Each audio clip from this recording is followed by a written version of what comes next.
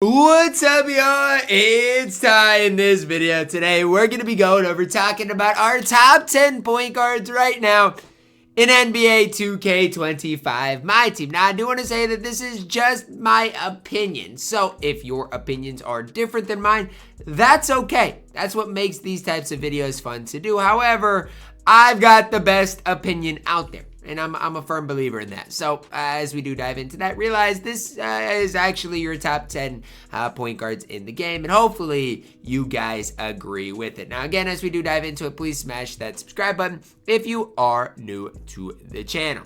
Now, we're going to start it off at the back with number 10 being Galaxy Opal Cade Cunningham. Now, there's not much difference between the Pink Diamond Cade and the Galaxy Opal. However, the Galaxy Opal is slightly better. I just feel like when they came out with the All-Star cards, they updated some of them, but then decided to not update others. And it was just kind of a weird situation, and it's still kind of a weird situation. Cade is really good. The most important stats somebody can have is their three ball and their speed, and he's got a 96 three ball and a 95 speed respectively. Like, obviously, you know, you've got to pay him his respect when it comes down to that. He is 6'6" on the floor. Defensive stats are okay, not great. Defensive badges, again, okay, not great. Animations, Cade Cunningham base on normal. Again, I wish it was on quick or very quick because his movement's not that great. But at the end of the day, he's long, he's lengthy, he's a point guard. I think you've got to give him some credit. I just wish, you know, he got updated a little more than he ended up getting updated. That's, again, my real only complaint for Cade. Coming in here at my number 10. At my number 9 here, we're plugging in Dark Matter, I should say, Austin Reaves. Now, Austin Reaves is an interesting card. I've had my ups with Austin Reaves. I've had my downs with Austin Reaves. Big difference between him and Cade Cunningham is he sees that release on very quick, sees the Garland dribble style, hot spots from everywhere. Defensively okay, not great, kind of similar to Cade. The only thing Cade's got going for him that Austin Reaves doesn't is the fact that Cade Cunningham does have that 6'6" frame and just a better player model, player build than a guy like Austin Reaves. And I'm not hating on Austin Reaves. I'm just telling you that's what I see as far as differences between the two cards. So for AR, do think the card obviously is really good. I think if you use Austin Reaves, you're going to definitely like him a lot. I just felt like for me, I was a little bit inconsistent with his release. And again, that could be more of a my problem than an Austin Reaves problem, and I'm willing to admit that. But that is one thing for Austin Reaves that I did slightly struggle with. At my number 8, we're plugging in Dark Matter, James Harden, card at this stage that has been in the game for quite some time. Came out on January 24th. 97 3 ball, 95 speed. That's where it really starts with James Harden. I tell you guys, those are your two most important stats. He's got both of them that are really solid. 6'5" frame, 6'11" wingspan, hot spots from everywhere. I like James Harden's release. Dribble style is fine. Defensively, I'm going to say this. A lot of people might disagree. I think James Harden is underrated defensively. And again, a lot of people might not agree with me, but when I've used some of the other cards, I think James Harden competes defensively as well as about anybody that I have used. I do think he has this slight edge over Austin Reaves, which is why he's in here at my number 8. At my number 7, plugging in a newer Galaxy Opal, this one being Alex Caruso. Now, the jury for me is still out on Alex Caruso because I've used the card a little bit.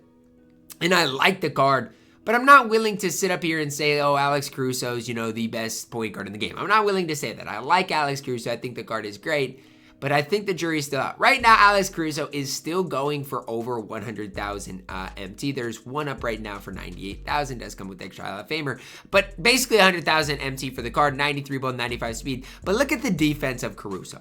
I think he's honestly like a hidden dark matter. Like if you compare his stats and badges to a guy like James Harden, to a guy, let's say, like Austin Reaves, I think you can make that debate that Alex Caruso is just as good, if not better, than those types of guys. I definitely do. When I play against Alex Caruso, I struggle to score the ball because he is that good, that elite on the defensive side of the ball. So I got Caruso at my number 7.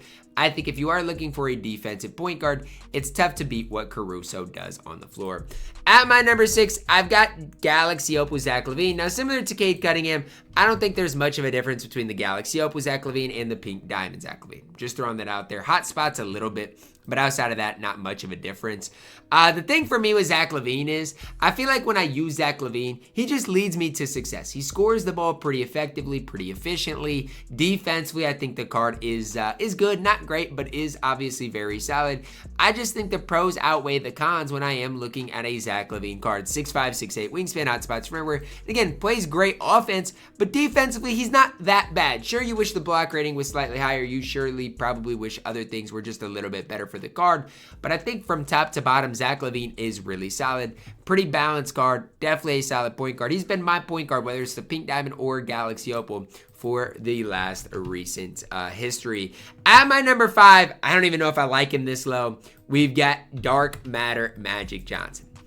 Now, Magic, I want you guys to know, is a really weird card. Now, he's not a bad card, but he is a weird card. Now, what do I mean when I say that? Well, the big thing for me that when I'm looking at Magic Johnson is it's like he's 6'9", so you'd think, okay, Magic at 6'9" is going to be super, super, super good. However, I mean, his release is slow, his pass style is bad. He's not perfect. So Magic on very quick, 6'9", 7'1" wingspan. Defensively, he probably is up there for being one of the best point guards in the game defensively, maybe even the best. I think it's close, but I will say he's up there for being maybe one of the best defensive point guards in the game.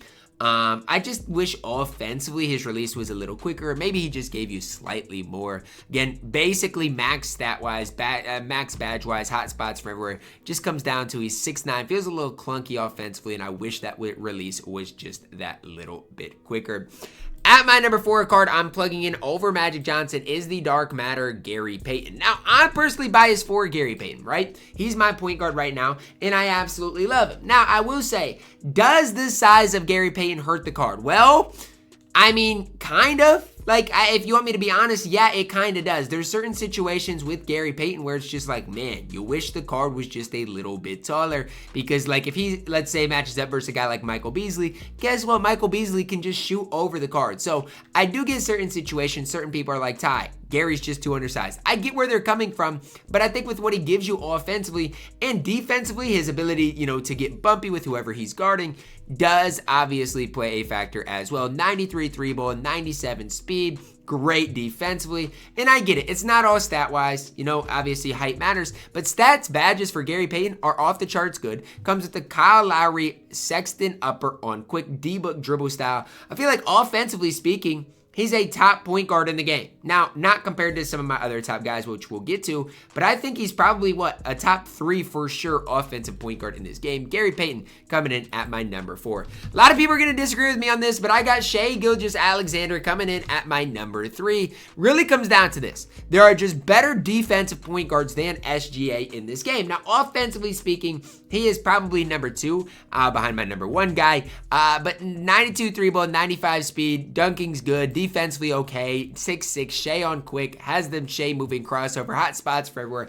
I mean, SGA is absolutely elite. You're not going to ever hear me say a whole lot of negative things about SGA. I think from the time I've started using SGA to now, he's just an impressive card all the way around. I mean, there's not a whole lot of things I can say about him. Even Pink Diamond SGA still to this day is playable. I don't think Pink Diamond SGA is, the best point guard in the game anymore, like he was at once upon a time. But the card is still really solid, is still really playable. And, when you get to Dark Matter SGA, you're looking at one of the overall top point guards in the entire game. A card that is absolutely elite. Coming in at my number 2, Luka Doncic. I don't know why people get mad at me for plugging in Luka Doncic here. Like, when you're talking about best point guards in the game, a lot of people disagree that Luka Doncic is not that good. And if that's you guys, that's fine. If you want to hate on Luka, I don't care, because again, he is way overpriced. I would never, ever, ever recommend anybody picking this card up for his price. But I will say, I respect what Luka Doncic can give you guys on the court. Now, I'm not saying he's perfect. I'm not saying, his animations were good or shouldn't have been better. It's not what I'm saying.